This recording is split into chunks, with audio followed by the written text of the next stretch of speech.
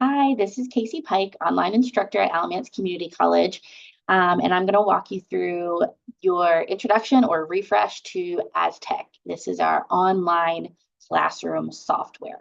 So when you first log in, you are going to see this screen. This is your dashboard. This is your home dashboard. As you can see, dashboards over here at the top left. And then there are three lines here that you can use to toggle and go move around your classrooms, but we're going to go over the dashboard first. So in the home, you're going to have progress, and yours may look like this, where it just shows view classrooms.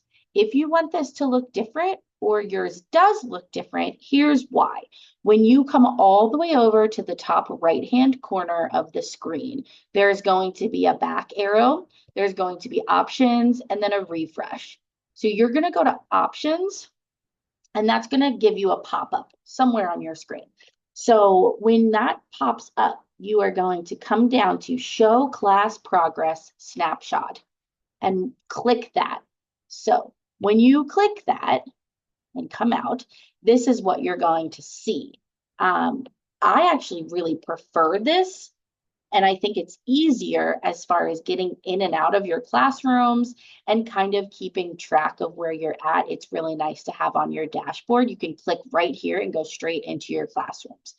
If you don't like that and you find like this is too complicated, you just want it to be very simple, that's fine. You just go in here and you unclick Show Class Progress Snapshot, okay?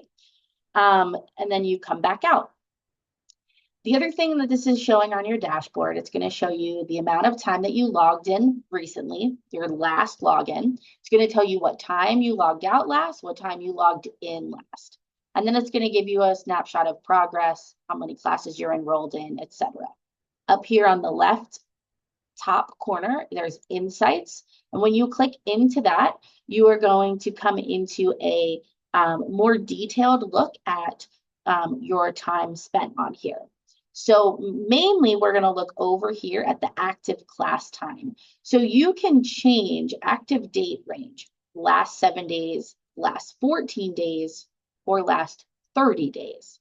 So this will give you a look at all of your time within that time frame. I'm going to go back to last 7 days because it's easier to demonstrate on here what we're about to look at. This is giving you your total activity time over the past 7 days. Ideally, we want that to be at 12 hours or higher because that will give you that average of 12 hours that we're looking for. Now, when you switch it to the 14 days, that's when you're going to be able to see a larger amount, and then the 30 days. Okay, so again, I'm going back to 7 days to look at this. Your target total over 7 days. This number is not correct. It will never be correct. Do not worry about it. We are concerned with getting an average of 12 hours a week and then 48 hours in the month. Those are the big numbers that you are tracking. So in order to use this bar graph to your benefit, you're going to take your cursor, your mouse cursor, and you're going to roll it over one of the colors in the bars, okay? And you can see up here what the colors do. So this turquoise color represents lessons, the blue is drills, and the red is tests. Those are all the things that you can do while you're on Aztec. So if we're here, we're saying that 1 day ago, we did an hour and 30 minutes of lessons. If you go up to the blue, which can be a little difficult because it's a skinny line, we can see that we were on here for almost 24 minutes doing drills. Same thing over here, you're going to see lessons, drills, tests, all right? And then again, if you come out here and you change your active date range, you're still going to be able to see those same things, just more days included. All right, so we're going to go back to home because most of your time is going to be in your classroom. So one way to get there is view classrooms. Another way is to come over here to the dashboard and go to classrooms, okay? So I'm going to click the view classrooms. So when we come in here, you're going to see your classrooms. You are going to work on 2 different subjects at a time. We start with reading and language arts, RLA, and math. So you're going to be working on those two until you finish one and complete all the testing to be past that subject. Then we'll add social studies, and then we'll add science until you complete all 4 of those subjects. So when you first get in here, and if this is your first time or if you're refreshing, you will have practice tests in your classrooms. Those are really great to take when you first get in here to give you an idea of where you're starting at. And then they can be taken at any point in time whenever you want to, as many times as you want to without any penalty. They count as time, they count as hours, they're good practice. And then when you pass the practice test, you're going to let me know. So let's say we go into the GED Prep RLA practice test. We're going to click Start Class. Then in here, we're going to go up to the top left-hand corner and we're going to select practice tests, okay? And then in order to take the practice test, you're going to select launch. So when you click launch, it will give you the information, the explanation of how to take the test. You'll go question to question.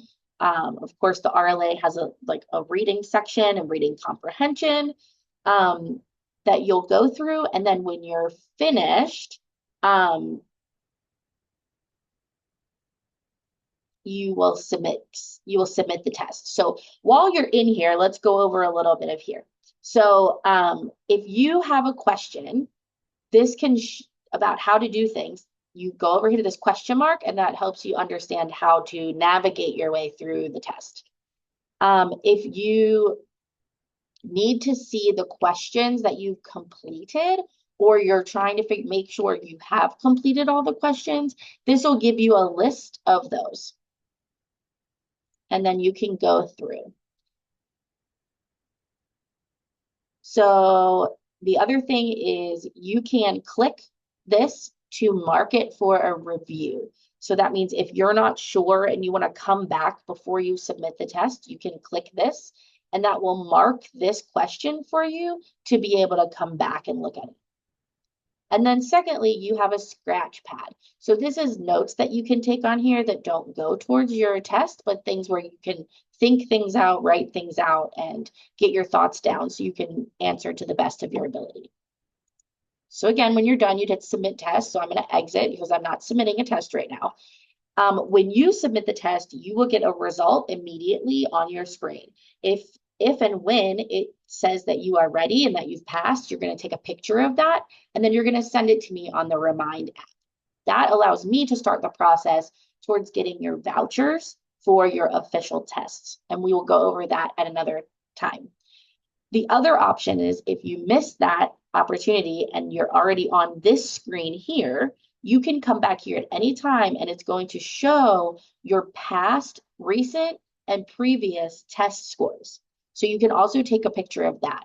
It's important to make sure that when you take a picture of your scores, that I can see what test it was to make sure I know what subject you were taking. So again, when you go back to class home, what you want to make sure is that you're going up to practice test and that you're not going to learning plan, because we go to learning plan in our other classrooms, but learning plan here doesn't take us to anything, okay? So we're going to go back to our classrooms. And then we're going to go into our math, or we're going to go into our reading classroom. So if you take the practice test and you pass, great. I can load on social studies. You can move forward with the reading tests, start to work on your math. If you don't pass the reading practice test immediately, then you're going to start in the classroom. So this is GED Prep RLA. This is our highest level of reading and language arts, which means you have one classroom to complete before you should be ready and are able to take practice tests again for the GED. However, again, you are allowed to, whenever you want, take a practice test. That is completely up to you. Math, however, has 3 different levels, 4 potentially. So math, there may be more classrooms for you to complete. However, again, you are allowed to take the practice test whenever you want to in Aztec. So let's go to start class of our GED Prep RLA. When we get in here, we notice a few different things. There is progress. This will show you there's the learning activity and notices. So the learning activity, what we want to do is we want to go to learning plan. So you can either click learning plan here under learning activity, or up here at the top left, there's a tab that says learning plan. We do not want to go to launch, at least not when you are starting out with Aztec, because it will skip certain things that could be useful for you, like pre-tests. So we're going to go up here and click learning plan.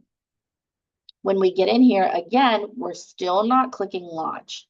We're going to go over here to where our course is sitting. We're going to hit open. When we open, we see the units. So when you're working units in the classrooms, whether it be RLA, math, social studies, or science, you're going to start on the left and you're going to make your way over to the right, just like you read. So when we're starting on the left, then we're going to start here. We're going to open up central ideas and themes. So when we click open, the first thing we're going to see is a pretest. Now, this is what's important because this can get skipped if you just hit launch, and a pretest can waive lessons for you. If you take a pretest and it shows that you know enough about a topic, then when you get out of the pretest, you will see up here something that says waived. So if you see waived, then you don't have to do this lesson. However, you do need to still complete the drill of that topic. Multiple reasons, but the main reason being that when you do the drills, you are seeing questions that you may see in the official tests, and the more you can see them, the more prepared you're going to be. If you come out of the pretest and this does not say waived, you're going to start in the lesson. So you're going to click start lesson. When it comes up, there's going to be a pop-up that comes up where you can have the opportunity to start from the beginning of the lesson, or you can start where you left off. So if you have to leave the lesson in the middle of it because of work, kids, time to eat, whatever, you can come back and it will remember where you're left off and it will keep your place for you. I'm going to go ahead and click start from the beginning so we can see what it looks like when we start it. This is going to talk to you at some point, I think on the next slide. You're going to read through it. Some of these are going to be active learning and some are going to be reading and listening. So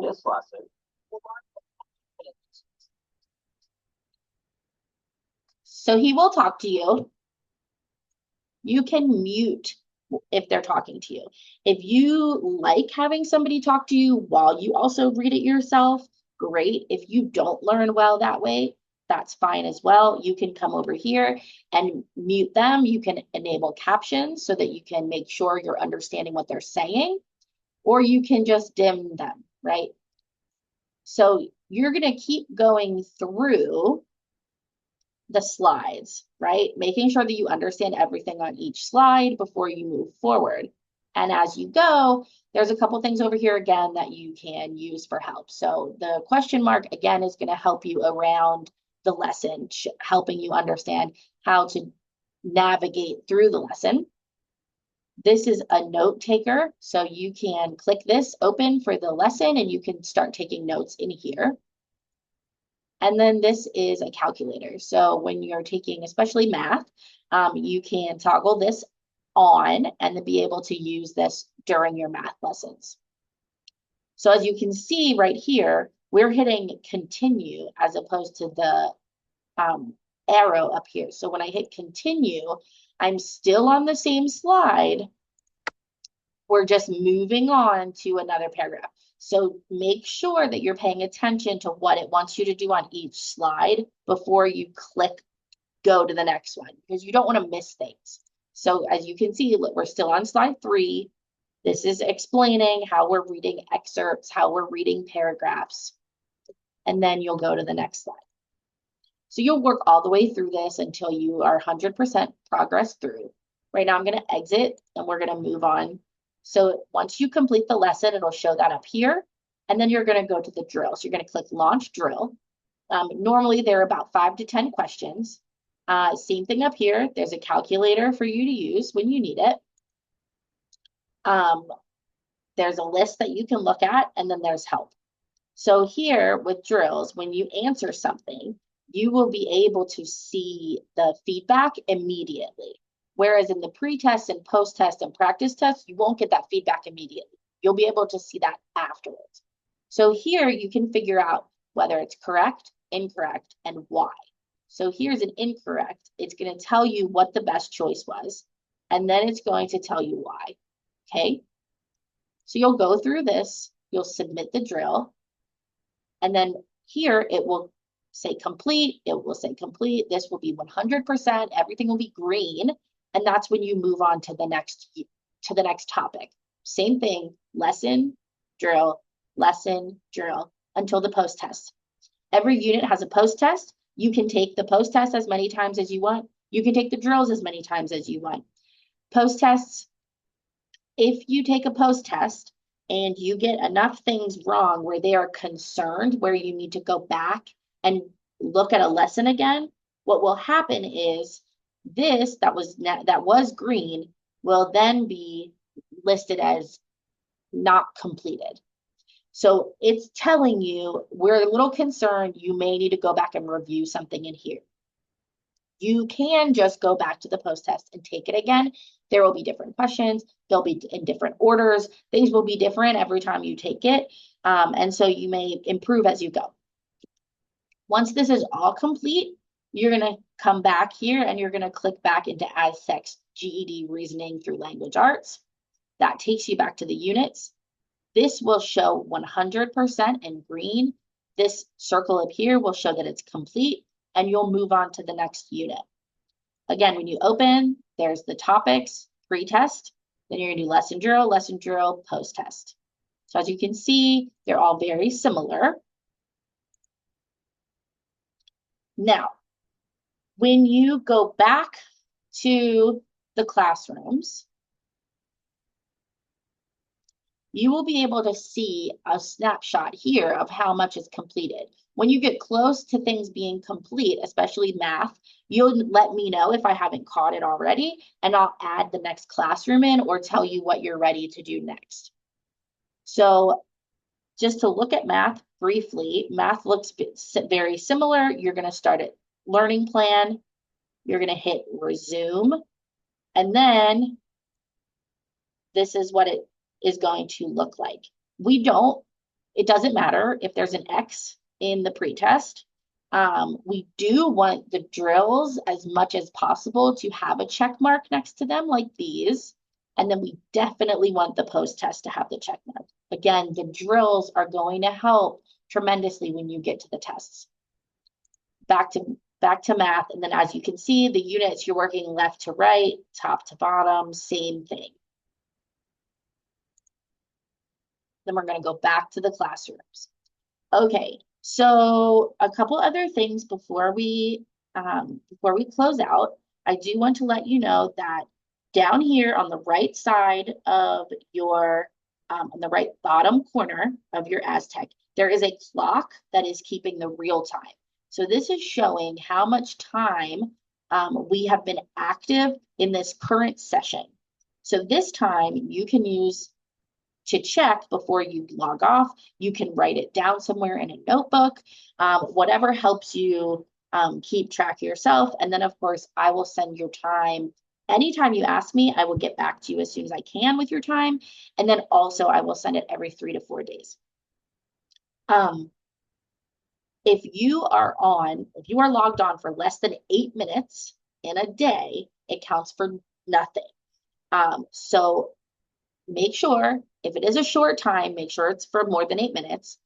However, you are trying to average 2 hours a day. Now, that might look like 4 hours one day, 0 the next, 4 hours the next day, or 3 hours one day, 1 hour the next. It can be all over the place, and that is totally fine.